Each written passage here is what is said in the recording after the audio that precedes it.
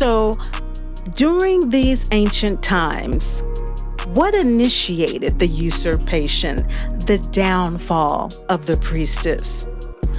This happened during these phases of distortion in which the codification of her dethronement became solidified.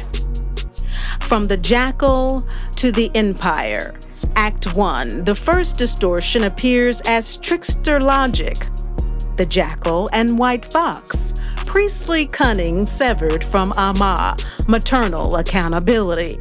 According to Dogon cosmology, impatient with the 60-year gestation required to instill immortality into humanity, the Jackal and White Fox extracted the spiritual knowledge acting out of animus instead of stewarding androgyny through anima as intended.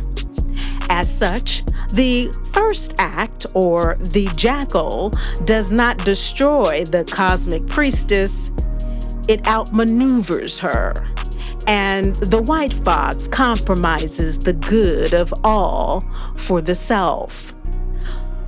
Act 2, Menes, or Namur, the second distortion, appears when unification, hard won by the priestesses, becomes inscription, rebranding it as the political unification of Upper and Lower Egypt.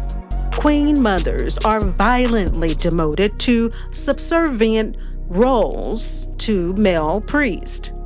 Her power stabilized through renaming, record destruction, artificial land boundary making, and lineage consolidation under Pharaoh from Great House of the Mother to Great House of the King. The feminine throne is not erased, it is administratively absorbed. It is from this distortion, authority begins its slow migration from body to symbol. Cosmic womb, embodied in the mother, to phallic throne as its representation. Act 3, Babylon. The third distortion appears in Babylon, where most accounts attribute the theft, and while it was not invented here, Babylon is where it was systemized. What was once living cosmology is inverted into patriarchal worship in Kemet and becomes portable law in Babylon. The womb becomes a city, then the city-state, and finally, crown rulership. The goddess becomes a counterpart, consort, helpmate, and helpmeet. The throne becomes a state weapon. From here, the pattern travels, ready for goddess renunciation and state replication. This is not evolution. It is administrative theft, authority usurpation through the very means entrusted to preserve and protect the Mami priesthood. It is in the Babylonian era sacred sex rites become state-controlled fertility cults, harems. Astrology becomes omen reading for empire. The priestess is recast as prisoner, whore, oracle, or slave, but never again as sovereign. What was once lived is now legislated. The rupture, when authority leaves the body. Authority is severed from land, blood, and cyclical time, and relocated into abstraction, law, text, empire. But the true rupture is not gender. It is disembodiment. This rupture in community and cosmic relations bequeaths masculinity a role it was never designed to carry alone. Misogyny is not innate. It is misdirected grief. A civilization mourning the loss of its stabilizing feminine intelligence turns that grief into fear, and fear into domination. Violence replaces stewardship. Control replaces relationship. What happens?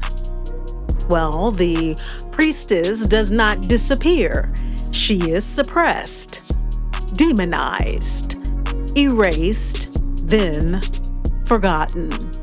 What remains alive is nothing sacred truly dies.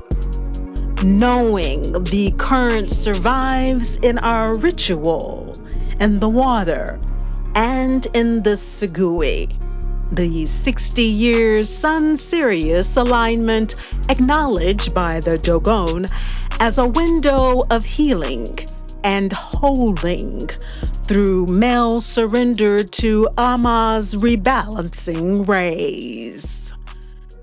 This is not nostalgia. It is diagnosis. This channel is not a return to the past, but the reweaving of what was deliberately frayed and fractured.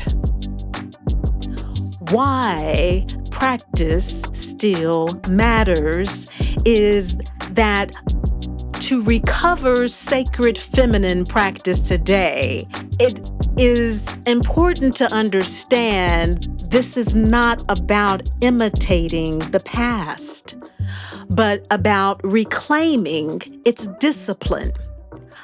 Observation before interpretation.